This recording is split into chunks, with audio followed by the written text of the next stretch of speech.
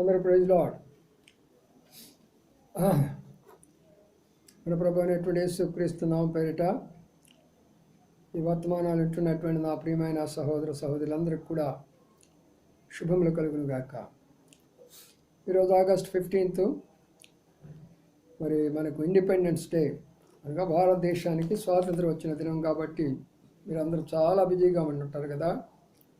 కొంతమంది రిట్రీట్కి వెళ్ళి ఉంటారు, కొంతమంది స్పెషల్ మీటింగ్లకు వెళ్ళి ఉంటారు, మరి రకరకాల స్థలాల్లో ఈరోజంతా మీరు బిజీగానే ఉంటారు కదా. అందుకనే బాగా అలసిపోయి ఉంటారు. అయినా కూడా మన అనుదిన ధ్యానాన్ని మనం నిర్లక్ష్యం చేసుకోకూడదు. కొన్ని మాటలు ఓపికతో మనం విందాం. వినవంత విని ఉంటారు, అయినా కూడా కొన్ని మాటలు వినడం ద్వారా మళ్ళా ప్రభు మనతో నూతనమైన విషయాలు తెలియజేస్తాడు. కాబట్టి ఈ యొక్క వర్తమానం వినే వాళ్ళందరూ కూడా అతి శ్రేష్టమైన మాటలు ఈ యొక్క ఆగస్టు 15వ తారీఖున గురించి మీరు అనేకమైన వర్తమానాలు విని ఉంటారు ఇప్పటికి. అయినా బైబిల్ గ్రంథంలో కూడా దాని గురించి ఏమైనా ఉందో చూద్దాం. ప్రార్థన చేసుకుని ప్రారంభిస్తామా? రండి. ప్రేంగళ మా పొడవు తండ్రి, నమ్మకం దేవానికి నమ్మ స్తోత్రాలు. దీనివంతా కాపాడారు, భద్రపరుచున్నారు. 1947 ఆగస్టు 15వ తారీఖు మాకు భారతదేశానికి స్వాతంత్రం ఇచ్చారని చెప్పారు. ప్రభా, దాన్ని బట్టి మీకు ఎంత వందనాలు స్తోత్రాలు చెల్లించుకుంటున్నాం. ప్రేంగళ మా పొడవు తండ్రి, దాన్ని బట్టి ఈరోజు అనేక మంది యవనస్తులు విత్ రిట్రీటర్స్ అని పెద్దవారు స్పెషల్ మీటింగ్స్ రకరకాలుగా జరిగించున్నారు. కొంతమంది సువార్తలు కూడా చేస్తుంటున్నారు. ఎవరి భాగంలో వాళ్ళు చేస్తుంటున్నప్పుడు నా భాగంలో నేను కూడా చేయాలి కదా. అప్పుడు మీరు నన్ను అభిషేకించండి. కొన్ని విషయాలు సందర్భాన్ని బట్టి వారికి అందించడానికి సహాయం చేయండి. వారి వ్యవస్థను జ్ఞాపకం చేసుకోనండి, గొంతుకును ముట్టండి. వినేవారు అందరూ కూడా క్షేమం కలుగు చేయండి. ఎవరు నిర్లక్ష్యం చేయకుండా శ్రేష్టమైన మాటలు వినడం ద్వారా ప్రభావ వారందరూ కూడా ఆత్మీయ అభివృద్ధిలో పొందుట్లో సహాయం చేయమని యేసయ్య పరిశుద్ధ నామమున స్తుతించి ప్రార్థించి కనపరిచి వేడుకుంటున్నాము తండ్రి. ఆమేన్. సమయంలో మనము ఆగస్టు 15వ తారీఖు 1947వ సంవత్సరం బ్రిటిష్ వాళ్ళ యొక్క పరిపాలన నుండి మనం స్వతంత్రం అయ్యాము. స్వతంత్రము అనే మాట తెలుగు కూడా కాదు. అది అంటే స్వంతము, తంత్ర అంటే రాజ్యాంగం. సొంత రాజ్యాంగాన్ని సంపాదించుకున్నాం. అది మన యొక్క సంస్కృత భాష స్వాతంత్ర్యం అనేటటువంటి, ఇంగ్లీష్లో ఇండిపెండెన్స్ అంటారు. దాదాపుగా 200 సంవత్సరాలు ఈ భారతదేశాన్ని పరిపాలించినట్లుగా మన వాళ్ళు చెప్తూ వస్తారు. ఎవరు? బ్రిటిష్ వాళ్ళు పరిపాలిస్తారు. ఆ దినాల్లో మనం చూస్తే ప్రపంచాన్ని 4 దేశాలు జయించినాయి. క్రీస్తు పూర్వము 506వ సంవత్సరం నుంచి ప్రారంభించబడి మరి క్రీస్తకము మరి 50-70 ఆ ప్రాంతాల వరకు కూడా మరి ప్రపంచాన్ని 4 రాజ్యాలు పరిపాలిస్తూ వచ్చినాయి. మొట్టమొదటిది బబులోనియా దేశం.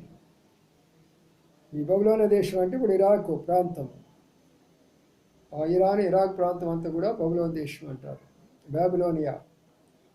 అక్కడే మొట్టమొదటిగా ప్రపంచంలో అతి శ్రేష్టమైనటువంటి ఒక టవర్ కట్టబడింది నిమ్రోద్ ద్వారా. వారు మొట్టమొదటి ప్రపంచం మొత్తాన్ని పరిపాలించారు. అందులో నెబుకద్నెజరు రాజు చాలా గొప్పవాడు కాబట్టి తనే మొత్తాన్ని చూసుకొని నా బలము నా శక్తి ద్వారా దీన్ని నేను కట్టానని తను గర్విస్తే దేవుడు అరణ్యాన్ని పంపించాడు. తిరిగి పశ్చాత్తాపడ్డాడు, తిరిగి వచ్చాడు. వాళ్ళే హ్యాంగింగ్ గార్డెన్స్ అనేది కూడా నిర్మించారు. ఇది మొదటి తరం. వారి తర్వాత మళ్ళా వేరే వాళ్ళు వచ్చినారు.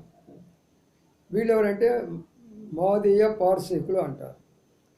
ఈ మాదీయులు పార్సీకులు ప్రపంచం మొత్తాన్ని వీళ్ళు కూడా పర్షియన్స్ జయించారు. వీళ్ళు కూడా అందుకనే వీళ్ళు పార్సీకులు అంటారు.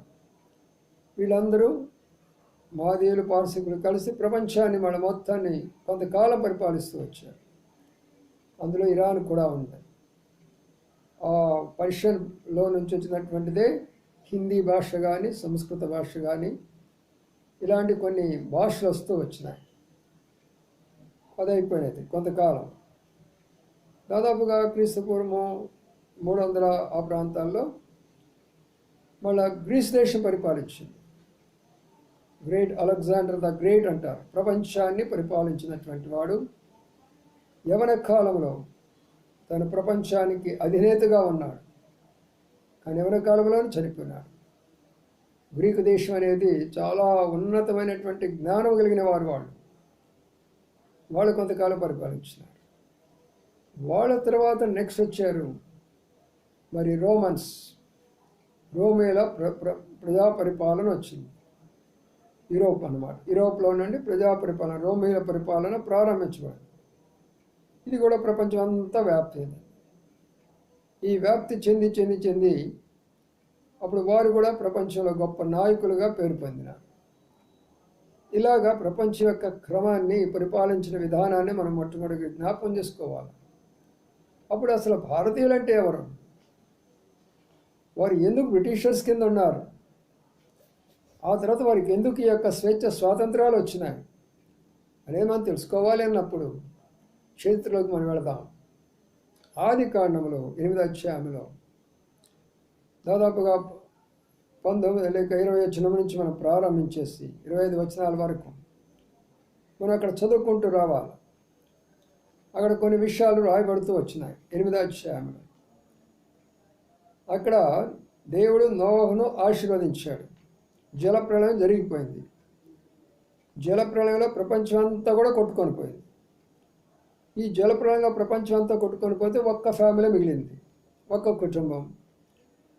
ఆ కుటుంబం ఎవరంటే నోవాహు. ఆయనకి ఎంతమంది కుమారులు అంటే 3 కుమారులు. ఆ 3 కుమారులు పేర్లు ఏంటంటే మరి హాము, షేము, యాఫెత్ అనే 3 కుమారులు ఉన్నారు. ఈ 3 కుమారులు అక్కడ మనం చదువుతూ వస్తే 20-21 వచనాల్లో వీరు ప్రపంచమంతా వ్యాప్తి చెందారనే మాట ఉంది. ఎవరు?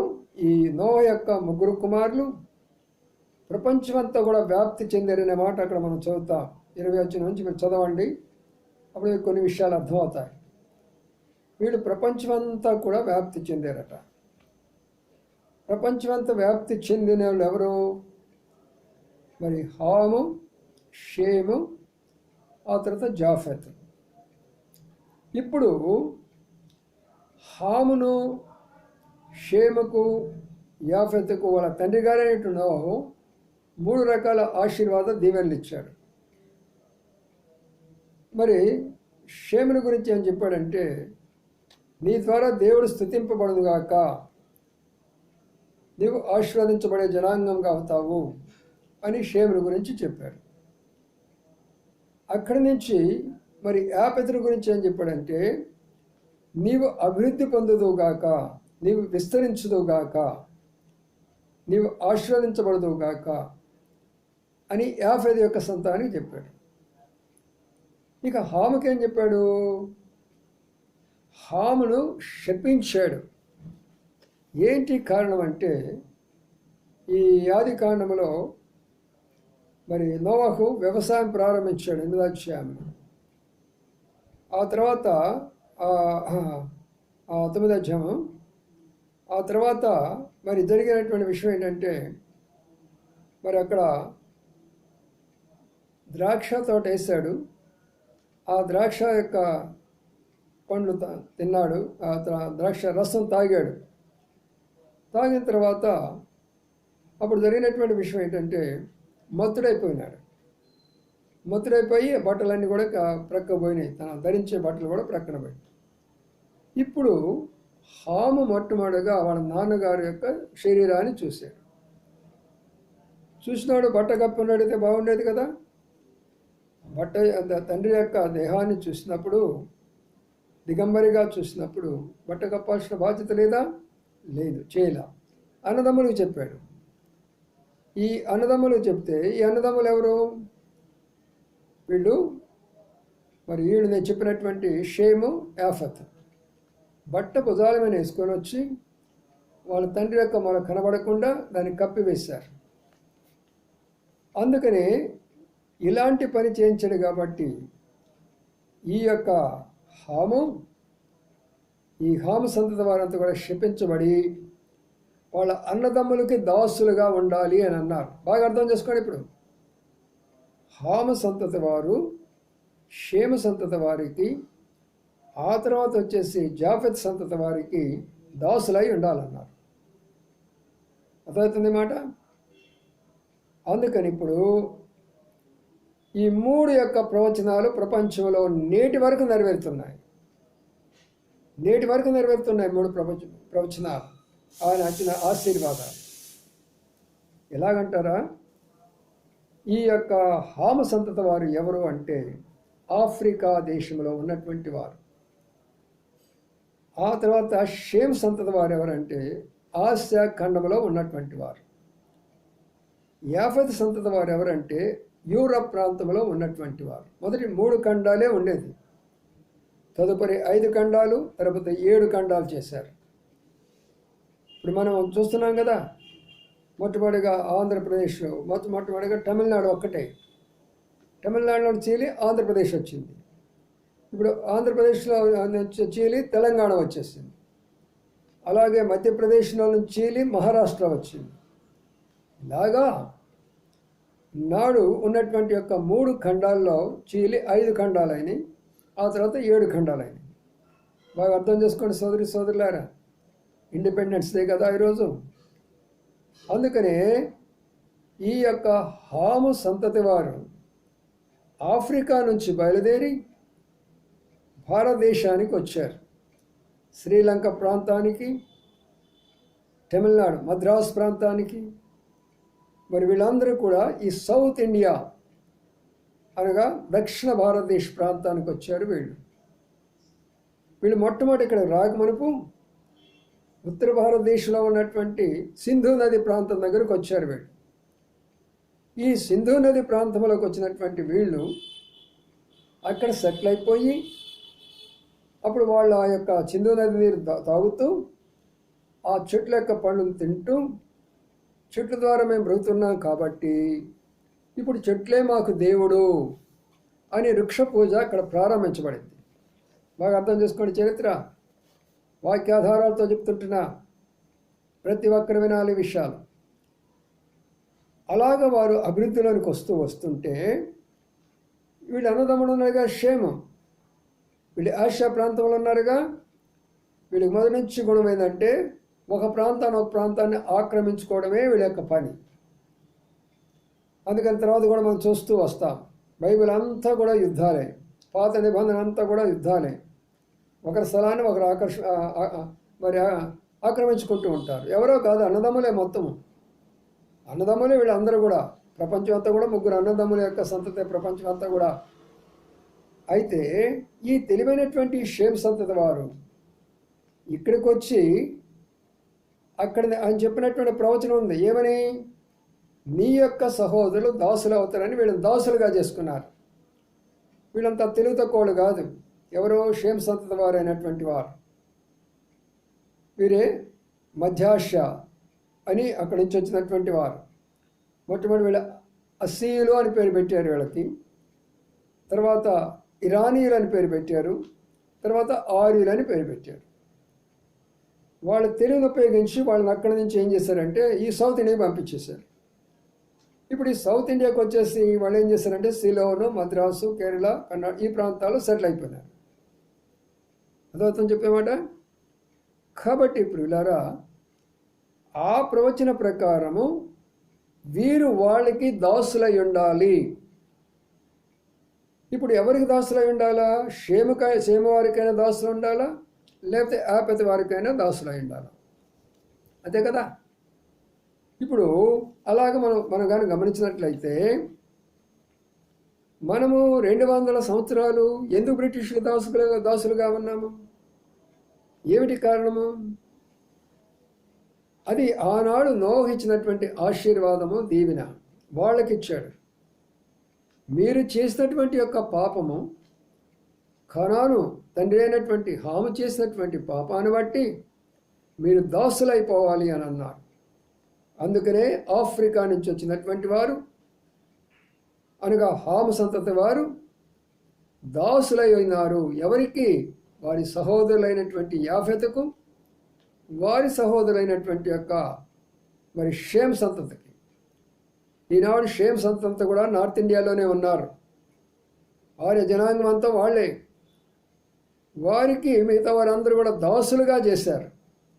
తెలివిగా ఏం చేశారంటే వాళ్ళు దేవుడు అనేది ఒక వారిని సృష్టించుకొని ఆ దేవుని ఒక 4 భాగాల నుంచి 4 రకాల ప్రజలు వచ్చాము.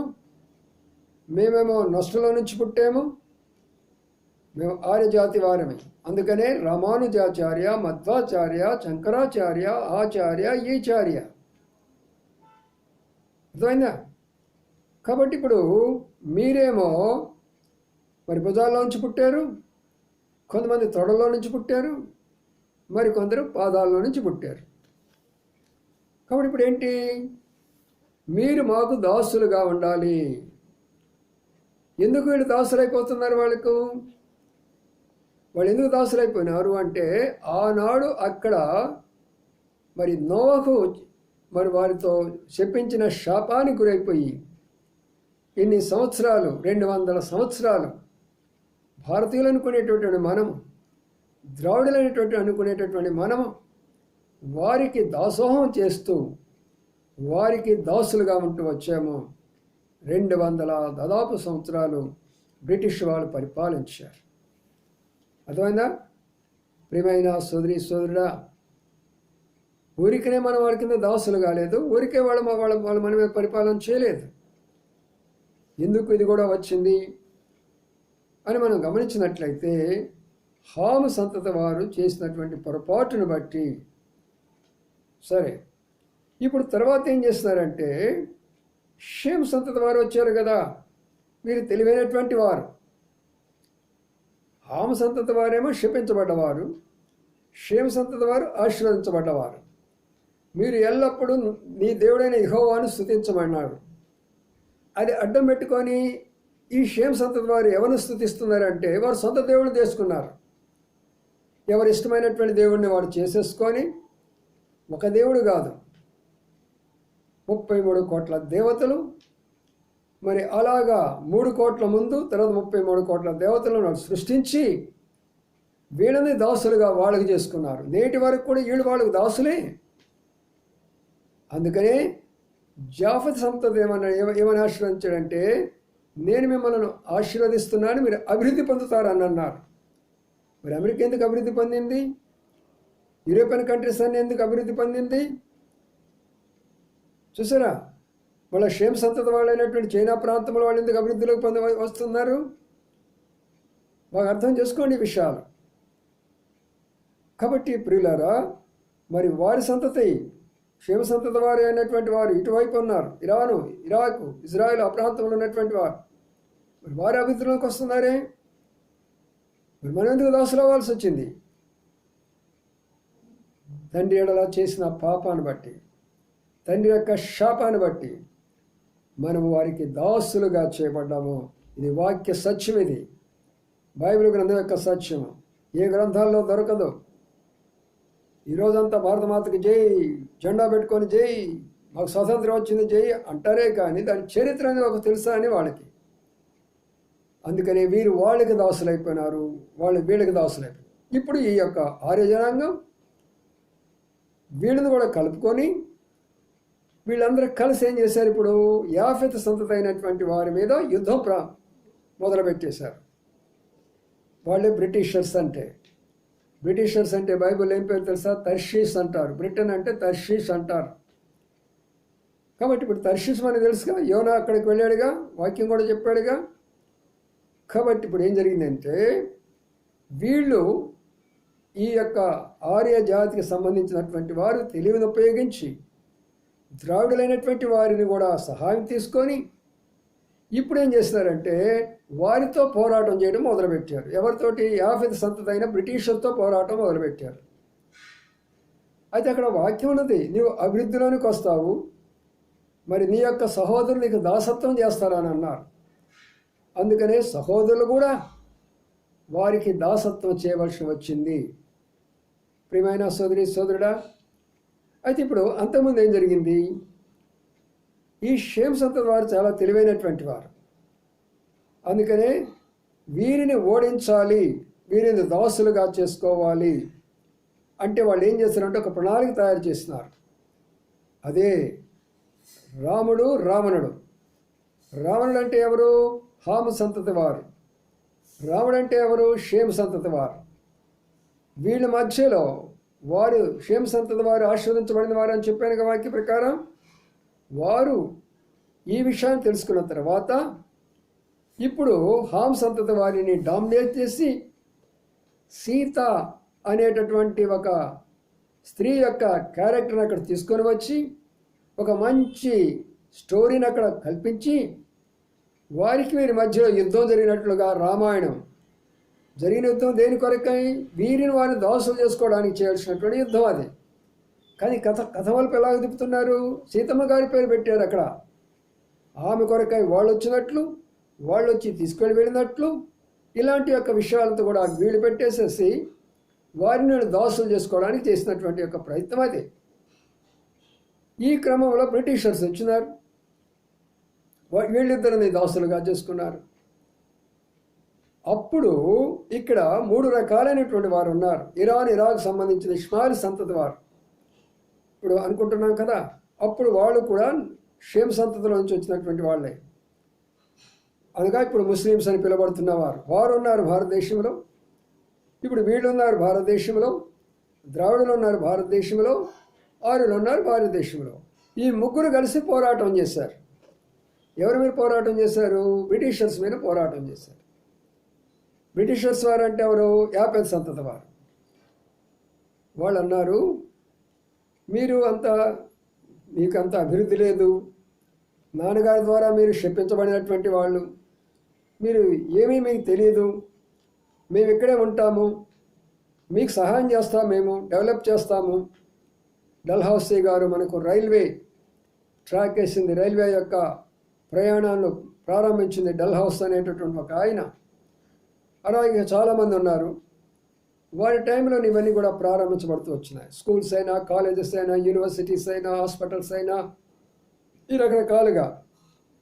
ఇక వారిలో నుంచి అనేక మంది శాస్త్రవేత్తలు వచ్చి మనం ఉపయోగించే కరెంట్ అయినా, లైట్ అయినా, ఫ్యాన్స్ అయినా, కార్లు అయినా, మనం ఉపయోగించే టెక్నాలజీ అంతా కూడా వాళ్ళ ద్వారా. ఎందుకంటే అది ఎందుకు వచ్చిందంటే మీరు అభివృద్ధి పొందుతారని ఆనాడు యాఫెతుకు నోహ్ ఇచ్చినటువంటి యొక్క వాగ్దానం మేరకు వీరు అభివృద్ధిలోనికి వచ్చి సైంటిస్టులుగా కదాడితే నాసా అంటారు. ఎందుకు నాసాలో ఏముంది? అది నోహ్ ఇచ్చినటువంటి ఆశీర్వాదం. అది ప్రియమైన సోదరుడు అర్థం చేసుకున్నావా ఈ విషయము? అందుకనే ఇప్పుడు వీళ్ళు వాళ్ళతో పోరాడినప్పుడు వాళ్ళు చెప్పారు, మేము ఇక్కడే ఉంటాము, మేము మీకు ఎన్నో విధాలుగా సహాయపడతాము, మీకు ఎన్నో వనరులు ఉన్నాయి, కానీ వనరులు మీరు ఉపయోగించుకోవడం లేదు. చక్కని నీరు ఉన్నాయి, నదులు ఉన్నాయి, మీరు ఉపయోగించుకోవడం లేదు. కొండలు ఉన్నాయి, పర్వతాలు ఉన్నాయి, మీరు ఉపయోగించుకోవడం లేదు. గనులు ఉన్నాయి, మీరు ఉపయోగించుకోవడం లేదు. అరణ్యాలు ఉన్నాయి, మీరు ఉపయోగించుకోవడం లేదు. వాటిని మేము డెవలప్ చేస్తామయ్యా, మీకు మేము తోడుగా ఉంటామని వాళ్ళు ఎన్నో రకాలుగా బ్రతిమలాడుతూ వచ్చారు. వినలా వీళ్ళు, మాకే కావాలా, ఈ స్థలం ఎవరిది? ఎవరు లేరు ఇక్కడ. మొట్టమొదటగా ఆఫ్రికా నుంచి వచ్చినటువంటి హామ్ సంతతి వారు. నార్త్ ఇండియా ఎవరంటే ఆసియా నుంచి వచ్చినటువంటి షేమ్ సంతతి వారు. ఇప్పుడు వీరిని ఆక్రమించుకున్నది యూరప్ నుంచి వచ్చినటువంటి యొక్క యాఫెత్ సంతతి వారు. అందుకని ఈ పోరాటంలో చాలా కాలం పోరాడుతూ వచ్చారు. కానీ వాళ్ళ దగ్గర టెక్నాలజీ ఎక్కువ. బాంబులంటే, తుపాకులంటే, మరఫిరంగులంటే రకరకాలు ఉంటాయి బ్రిటిషర్స్ దగ్గర, అనగా జాఫెత్ సంతతి వారి దగ్గర. అది వీళ్ళ దగ్గర ఏముంది? క్షిపించబడ్డ వాళ్ళమి. ఏముంది మన దగ్గర? ఎద్దుల బండిలో వెళ్ళేవాళ్ళమి, గాడిదల గుర్రలో ఉపయోగించుకునేవాళ్ళు, పొలాల్లో చేసుకునేవాళ్ళమి. చాలా మన స్థితి చాలా లో స్థితిగా ఉండేవి. మన చేత అయ్యేది కాదు. కత్తులు తీసుకొని పరిగెత్తుకుంటూ పోయేవాళ్ళమి, గదలు తీసుకొని కొట్టాలని పోయేవాళ్ళమి, కర్రలు తీసుకొని కొట్టాలని పోయేవాళ్ళమి. ఇది అవుతుందా యుద్ధంలో? వాళ్ళేమో తుపాకులతో మనల్ని ఓడిస్తున్నారు. కాబట్టి ప్రియుడా, ఇలాంటి సందర్భంలో, ఇలాంటి విషయాల్లో గాంధీ గారు ఆనాడు బ్రిటిష్కి వెళ్ళి అక్కడ మరి లాయర్గా చదివాడు కాబట్టి, బారిస్టర్గా చదివారు ఆ దినాల్లో లాయర్స్, అడ్వకేట్స్. ఆయన బైబిల్ తీసుకొని ఒక మాట చదివాడు. మత్తయి సువార్త 5, 6, 7 అధ్యాయాలు చదివినప్పుడు యేసు ప్రభువారు చెప్పినటువంటి యొక్క అహింసా విధానం ఆయనకు నచ్చింది. అహింసా విధానం ఆయనకు నచ్చితే అప్పుడు భారతీయులందరినీ సమకూర్చి పండిట్ జవహర్లాల్ నెహ్రూమి, రకరకాలైనటువంటి వారు ఉన్నారు, రాజేంద్ర ప్రసాద్ గారేమి, మరి ఇలాంటి వారు చాలా మంచి వృద్ధులైనటువంటి వారు, మరి వీళ్ళందరూ వారు కూడా చాలామంది ఉన్నారు. ఆ టైంలో సుభాష్ చంద్రబోస్ గారేమో లేదు మనం పోరాడతాము అని అంటారు. ఝాన్సీ లక్ష్మీబాయి ఒకవైపున నేను కూడా పోరాడతాను అంటారు. కొంతమంది ఉన్నారు మనం కత్తులతో వాళ్ళని ఇక్కడ పంపించాలని అంటున్నారు. అనేక వైపుల నుంచేమో మనం పోరాడి యుద్ధం చేసి వాళ్ళని తరివేద్దాం అంటున్నారు. అయితే గాంధీ మహాత్ముడు, ఆయన ఎందుకు మహాత్ముడు అన్నాడంటే ఇదే కారణం. లేకపోతే అందరిలాగా ఆయన కూడా గాంధీ అనేవాళ్ళే. ఎందుకని గాంధీ మహాత్ముడు అనాల్సి వచ్చిందంటే బైబిల్ చదువుతున్నప్పుడు మత్తయి 5, 6, 7 అధ్యాయాలు చదివితే ప్రభుయేసు క్రీస్తు వారు చెప్పినటువంటి మరి అద్భుతమైనటువంటి యొక్క అహింసా విధానం ఆయనకి నచ్చింది. అప్పుడు వీళ్ళందరూ కూడా పిలిపించి మనము కత్తులతోటి, కటారులతోటి, లేక గదలతోటి, లేక కర్రలతోటి వాళ్ళని మనం ఓడించలేము. అది మనకొద్దు. మనం సత్యాగ్రహం పడదాం. అహింసా విధానం, వారు చనిపోకూడదు, మనం చనిపోకూడదు. భోజనం చేయకుండా ఉపవాసం ఉండి సత్యాగ్రహం పట్టుదాం. మనం అహింస విధానంలో మనం ఒకటి ఆ సత్యాగ్రహాన్ని పట్టి అప్పుడు వీళ్ళు మనం పంపించాలని పట్టుబట్టి ఇక కొన్ని దినాలుగా వాళ్ళు భోజనం మానేసేసి ఉప్పు సత్యాగ్రహం అని చెప్పేసేసి ఎక్కడ చూసినా కూడా యుద్ధాలు లేకుండా, భోజనాలు చేయకుండా మరి రోడ్డు మీద కూర్చొని ఈ యొక్క పోరాటం ప్రారంభించారు. శాంతియుతమైనటువంటి పోరాటం ప్రారంభించారు. ఇక ఆ పోరాటంలోకి ఎవరు నిలబడతారు? ఎటువంటి వాడు కూడా లొంగిపోతారు. అప్పటికి చివరికి ఆయన బ్రతిమలాడాడు. అప్పుడున్నటువంటి గవర్నర్ గారు, గాంధీ గారు, ఒక మాట ఆలకించండి, మేము వెళతాం రైట్ ఇక్కడి నుంచి, మీరు ఎలాగ పరిపాలించుకుంటారు? మీకు కాన్స్టిట్యూషన్ తెలిసినా, మీకు పార్లమెంట్ అంటే తెలుసా, మీకు సుప్రీంకోర్టు అంటే తెలుసా, మీకు ఏమీ తెలియదు కదా, ఎందుకు మమ్మల్ని ఎంతగా మేము హాని చేయము, ఇప్పుడు వరకు సరే మీరు మాకు బానిసలుగా అనుకుంటున్నారు, ఇక మేము అలాగ ఉండము అని ఎన్నో విధాలుగా నచ్చజెప్పినా కాదు మీరు వెళ్ళిపోవాల్సిందే అని అన్నప్పుడు అప్పుడు వారందరూ కూడా కలిసి మాట్లాడుకొని ఒక చట్టాన్ని తయారు చేసుకున్నారు వాళ్ళు. ఆ చట్టం పేరు కూడా ఒకటి ఉన్నది, ఇంగ్లీష్లో అంటారు దాన్ని. ఆ చట్ట ప్రకారం ఏంటంటే, సరే మీరు ఇంతగా అహింస విధానంలో ఉపవాసం ఉండి భోజనం కూడా చేయకుండా ఈ సత్యాగ్రహం పట్టారు కాబట్టి మా ప్రాంతాలకు మేము వెళ్ళిపోతాం, కానీ మీ ప్రజలు మీరు జాగ్రత్తగా కాపాడుకోలేరు, జాగ్రత్తగా కాపాడుకోండి అని వారు వెళ్ళిపోయినారు. అది బ్రిటిషర్స్ మనం విడిచిపెట్టేసి వెళ్ళిపోయినారు. అప్పుడు మనకు స్వాతంత్రం వచ్చినది. జనవరి 26 ఏమో రిపబ్లిక్ డే, అంటే హాఫ్ స్వాతంత్రం వచ్చింది, పూర్తి స్వాతంత్రం కాదు అది. అయితే ఆగస్టు 15, 1947, 1947లో మనకు సంపూర్ణమైనటువంటి యొక్క స్వాతంత్రం మనకు వచ్చేసింది. అంటే దాని అర్థం ఏంటి? ఇక మనం స్వతంత్రులమే, ఒకరి కింద బ్రతకాల్సిన పని లేదు, ఒకరి కింద పని చేయాల్సిన పని లేదు. అయితే నాయకులు ఎవరు? దీనికి ఎవరు పరిపాలించాలా? మరి అప్పటికే కొన్ని కోట్ల ప్రజలు ఉన్నారు. ఇప్పుడైతే 130 కోట్లు ఉన్నారు, అప్పుడు ఎంతమంది లేరు. 1947లో చాలా తక్కువ. మరి ఇంతమంది కోట్ల ప్రజలను మరి పరిపాలించాలి కదా, వారికి భోజనాలు చేయాలి కదా, వారికి ఆహారం అవసరము, వారికి నివాసం అవసరము, వారికి ఉద్యోగాలు అవసరము. మరి మనం ఏం చేయాలా? అప్పట్లో మరి బాబు రాజేంద్ర ప్రసాద్ గారు అని ఒక ఆయన, చాలా తెలివైనటువంటి ఆయన, డాక్టర్ అంబేద్కర్ అనేటటువంటి ఆయన ఇంకా గొప్ప తెలివైన, ఆయనకి ఎన్నో డిగ్రీలు ఉన్నాయి, ఫారిన్ డిగ్రీలు అన్నీ కూడా ఇతర దేశాల్లో. అప్పుడు ఆయన అన్నాడు, సరే మనం అందరం కలిసి ఒక రాజ్యాంగాన్ని రాసుకుందాం అని చెప్పేసి ఆయనను దేవుడు ఉపయోగించాడు. ఆయన రాసినటువంటి రాజ్యాంగమే నేటి వరకు భారతదేశంలో కొనసాగుతూ ఉంటుంది. ఆ రాజ్యాంగ ప్రకారమే పార్లమెంట్ నడిచినా, లేకపోతే స్టేట్ గవర్నమెంట్లు నడుస్తున్నా, లేకపోతే మున్సిపాలిటీలు నడుస్తున్నా, కార్పొరేషన్లు నడుస్తున్నా, ఎమ్మెల్యేలైనా, ఎంపీలైనా, మినిస్టర్స్ అయినా, సెంట్రల్ మినిస్టర్స్ అయినా, లేక మిలిటరీ సిస్టమ్ అయినా, లేక నేవీ సిస్టమ్ అయినా, ఎయిర్ ఫోర్స్ సిస్టమ్ అయినా, ఏ సిస్టాలైనా సరే వాళ్ళు బ్రిటిషర్స్ దాన్ని ప్రారంభించిన తర్వాత ఈయన రాసిన కాన్స్టిట్యూషన్ ప్రకారం నేటి వరకు అది కొనసాగుతూ ఉంటుంది. కాబట్టి నా ప్రియమైన సోదరి సోదరుడా, భారతదేశానికి స్వాతంత్రం వచ్చింది. బ్రిటిషర్స్ వెళ్ళిపోయినారు. మనకు ఒకప్పుడు కాన్స్టిట్యూషన్ రాసుకున్నాం. ఈ కాన్స్టిట్యూషన్ రాసుకొని మొట్టమొదటిగా దీనిని కాంగ్రెస్ అనే పేరు పెట్టారు. అది కూడా బ్రిటిషర్స్ పేరే, కాంగ్రెస్. ఈ కాంగ్రెస్ అనేటటువంటిది స్థాపించినప్పుడు ఇలాగ లేవు, పార్టీలన్నీ లేవు. ఇప్పుడు చాలా పార్టీలు వచ్చేసినాయి కదా, అందరూ కలిసి పోరాడాం కాబట్టి ఒకే పార్టీ ఉంది. అప్పుడు తర్వాత వచ్చింది కమ్యూనిస్టు పార్టీ అనేది, ఆ తర్వాత అనేకమైన పార్టీలు ఇలాగా వచ్చేసినాయి. అనగా డెమోక్రసీ అనగా ప్రజా పరిపాలన అని వచ్చేసింది. ఈ రీతిగా మనకేమొచ్చిందంటే ఈనాడు స్వాతంత్రం వచ్చింది.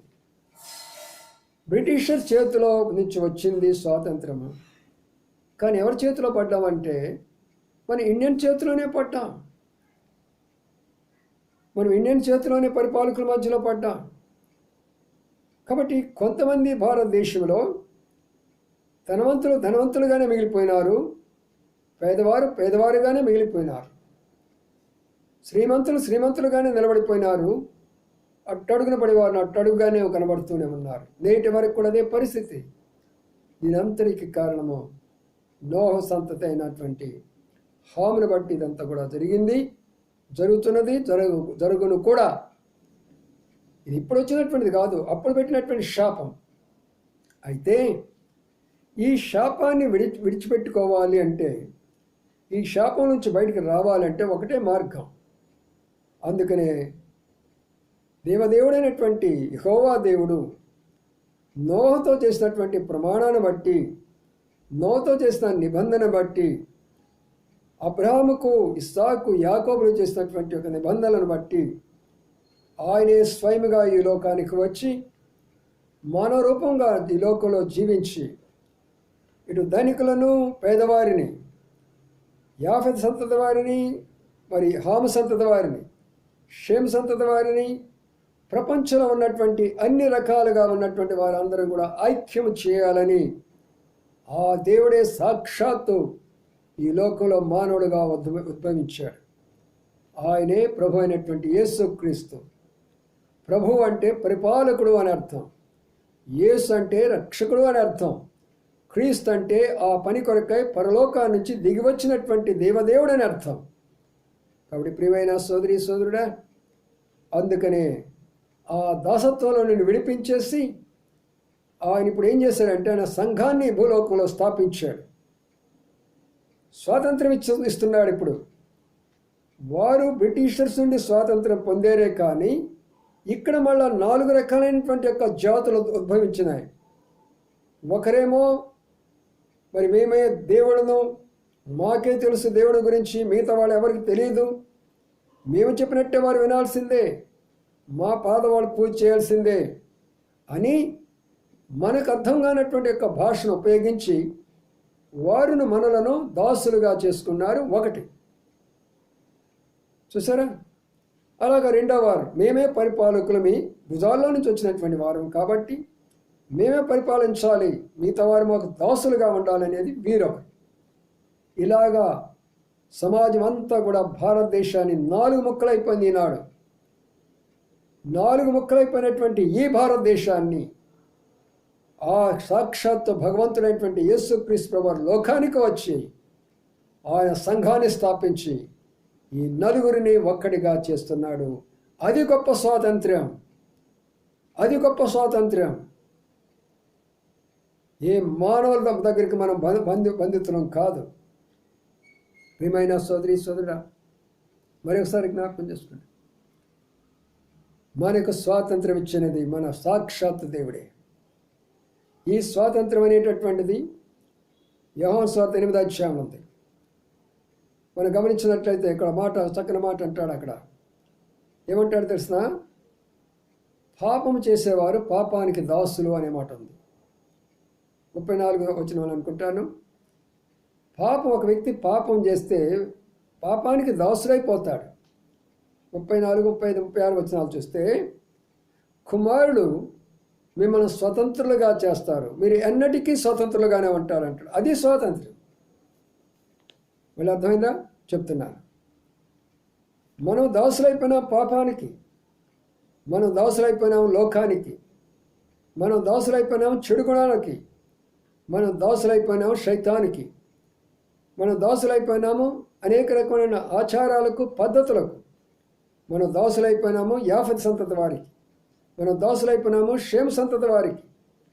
అయితే ప్రభు అంటున్నాడు, నేనే ఇదంతా కూడా చేశాను కాబట్టి మళ్ళీ నేనే తిరిగి వచ్చి మీ యొక్క దాసత్వాన్ని నుంచి విడిపించి మిమ్మల్ని అందరినీ కూడా ఒక్కడిగా చేస్తానని చెప్పాడు. ఆయనే కుమారుడు. అర్థమైందా? అందుకని అంటున్నాడు, కుమారుడు మిమ్మల్ని స్వతంత్రులుగా చేస్తాడు. ఒకసారి ఆయన మిమ్మల్ని స్వతంత్రులుగా చేస్తే మీరు జీవితకాలం అంతా కూడా స్వతంత్రులే. కాబట్టి ఈ మాటలున్న మనం అందరం కూడా స్వతంత్రులుగా ఉన్నామా? పాపా నుంచి స్వతంత్రులుగా ఉన్నామా? లోకముల యొక్క చెడు అలవాటులు, త్రాగుడు, పేకాట, జూదము, వ్యభిచారము, హత్యలు, మోసాలు, లంచాలు, నానా రకాలైనటువంటి చెడుగు, నృత్యాలు, నాట్యాలు, వీటిలో నుంచి బయటకు వచ్చావా? ఇంకా దాసుడుగానే ఉన్నావు. భారతదేశం స్వాతంత్రం ఇచ్చింది, మంచిదే. మనందరం స్వతంత్రులు అయిపోయినా మంచిదే. మరి ఈ బానిసత్వాన్ని ఎప్పుడు వస్తావు? ఈ బానిసత్వం నుంచి బయటికి ఎప్పుడు వస్తావు నువ్వు? అందుకనే ఆ బానిసత్వంలో నుంచి నేను విడిపించదాని కొరకు ప్రభువైన యేసుక్రీస్తు వారు నీ కొరకై ప్రాణం అర్పించాడు. కలువరి శిలువలో ఆయన ప్రాణం పెట్టాడు, ఆయన రక్తం చిందించాడు.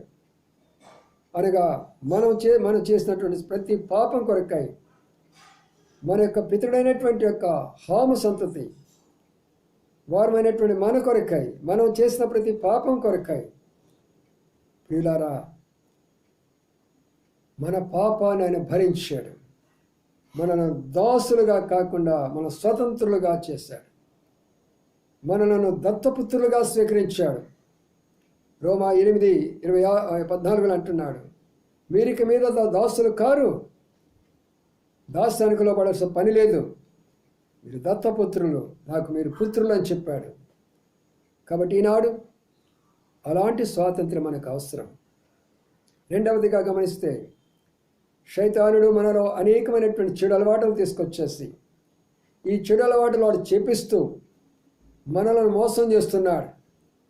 ఏమి కాదు, మీరు ఆ రకమైనటువంటి యొక్క పూజ చేస్తే, ఈ రకమైనటువంటి యొక్క పని చేస్తే మీ పాపాలు పరిహరించబడతాయి, ఆ నదిలో మునిగితే పాపాలు పరిహరించబడతాయి, లేకపోతే ఆ చెట్టుకు పూజ చేస్తే పాపం పరిహరించబడుతుంది. రకరకాలైనటువంటి విధానంలో వాడు మనకు చాలా మనలందరూ కూడా వాడు మార్గంలో తిప్పుకున్నాడు. ఆ దానికి కూడా విమోచన చేస్తానని చెప్పాడు. మీరు తెలియక సృష్టిని పూజించారు, నా సృష్టికర్తను నేను, నన్ను మర్చారు, మీరు సృష్టిని పూజించారు, అయినా మిమ్మల్ని క్షమిస్తున్నాను, మిమ్మల్ని కూడా దాసత్వాన్ని చూపిస్తున్నాను. అదే స్వాతంత్ర్యము. మరికొందరు ఉన్నారు, నాస్తికులు అయిపోయినారు. చైనా, రష్యా, జపాన్ ఇలాంటి వాళ్ళందరూ కూడా ఈ నాస్తికవాదం అనగా దేవుడే నమ్మరు వీళ్ళెవరు చెప్పాను నేను ముందుగానే. హామ సంతతిలో కొంతమంది, షేమ్ సంతతిలో కొంతమంది అని చెప్పాను నేను. నాస్తికులు అయిపోయినారు. అందుకని వీరేం చేస్తున్నారు, మీరు నాస్తికులైనా సరే నా దగ్గరికి వస్తే మిమ్మల్ని క్షమిస్తానని చెప్పాడు. ఆ తర్వాత మరికొందరు ఏం చేస్తున్నారంటే, వీరు షేమ్ సంతతి వారు సొంత దేవుడిని తయారు చేసుకున్నారు. వారి ఇష్టమైన పేరు పెట్టేసి, వారి ఇష్టమైన విధానంలో పూజ చేస్తూ, వారి ఇష్టమైన విధానంలో కానీ పాపం నుంచి బయటకు వచ్చారా? రాలా. చెడు అలవాట్ల నుంచి బయటకు వచ్చినారా? రాలా. ద్వేషాలతోటి, అసూయలతోటి, పగాలతోటి పెట్టుకుంటున్నారు. అందుకనే సోదరి సోదరుడా, ఈ దాసత్వాన్ని నుంచి విడిపించాలని, ఈ ఆచారాల నుంచి విడిపించాలని, అన్నిటికన్నా ప్రాముఖ్యంగా మనం చేసిన పాపాన్ని బట్టి నరకగుండము, మరణశిక్ష నరకగుండము, దాని నుంచి విడిపించాలని మన ప్రభువు యేసు క్రీస్తు వారు మన కొరకై ప్రాణం పెట్టారు. అది స్వతంత్రము అంటే. మనందరికి కూడా స్వాతంత్రం ఇస్తాడు. ప్రపంచం మొత్తానికి స్వాతంత్రం ఇస్తాడు. అందరినీ ఒకటిగా చేస్తాడు.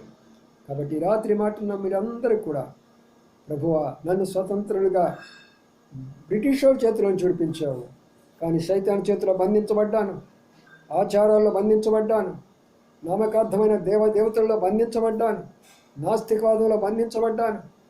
అయ్యా వీటన్నిటి నన్ను విడిపించి స్వతంత్రుడిగా చేయమని అడుగుదామా? ప్రభు తప్పనిసరిగా చేస్తాడు. ప్రియమైన సోదరి సోదరుడా, నేను చెప్పిందంతా కూడా హిస్టారికల్ ఫ్యాక్ట్స్, బైబిల్ ఆధారంగా, చారిత్రక ఆధారముగా ఏ ఒక్కడ కూడా నేను చెప్పినటువంటిది కల్పిత కథ కాదు, అభౌత కథ కాదు, వాస్తవమైన విషయాలు.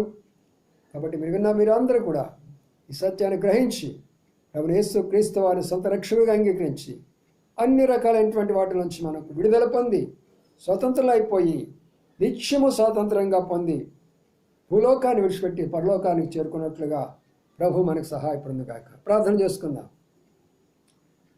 ప్రేంగల మా పడవ తండ్రి, ఆగస్టు 15వ తారీఖు 1947లో మా దేశాన్ని మీరు ఇచ్చిన స్వాతంత్రాన్ని బట్టి మీకు వందనాలు, స్తోత్రాలు. ప్రభా, ఈ యొక్క చరిత్ర అంతా మీరు మాతో అద్భుతంగా మాట్లాడుతూ వచ్చారు. అయితే ప్రభా, మేము ఇంకా పాపానికి దాసులం అయిపోయాము, శైతానికి దాసులం అయిపోయినాము, ఆచారాలకు పండుగలకు దాసులైపోయినాము, రకరకాల సొంత దేవుడికి మేము దాసులైపోయినాము, నాస్తికానికి దాసులైపోయినాము. అయ్యా మమ్మల్ని విడిపించండి, మీ కుమార్తెలుగా చేయండి. మీరే అన్నారు కదా ప్రభువా, నేను మిమ్మల్ని స్వతంత్రులుగా చేస్తానన్నారు. ప్రభువా, స్వతంత్రులుగా చేయండి అయ్యా. కుమారుడు స్వతంత్రంగా చేస్తే ఎన్నడన్నిటికీ స్వతంత్రులు అయిపోతాను. కాబట్టి మా మీద మరణం కానీ, మా మీద అగ్నిగుండము కానీ, మా మీద కానీ శిక్ష కానీ లేకుండా మేమందరూ కూడా మీతో కూడా పరలోక వైభవములో, పరలోక యొక్క మహిమలో, ఆ తేజస్సులో దేవదూతలతో కూడా మాకు కూడా దయచేయమని ప్రార్థన చేస్తూ ఈ సాయంకాలం ఇచ్చిన అద్భుతమైన వర్తమానాన్ని బట్టి మీకు వందనాలు చెల్లించుకుంటూ యేసయ్య దివ్యమైన నామమున స్తుతించి ప్రార్థించి కనపరచి పెడుకుంటున్నాము తండ్రి. ఆమేన్. ఈ వర్తమానం ఉన్న ప్రియులందరికీ కూడా ప్రభు స్వాతంత్రము అనుగ్రహించును గాక. అలాంటి అనుభవంలోకి మనందరూ కూడా నడిపించును గాక. ఆమేన్.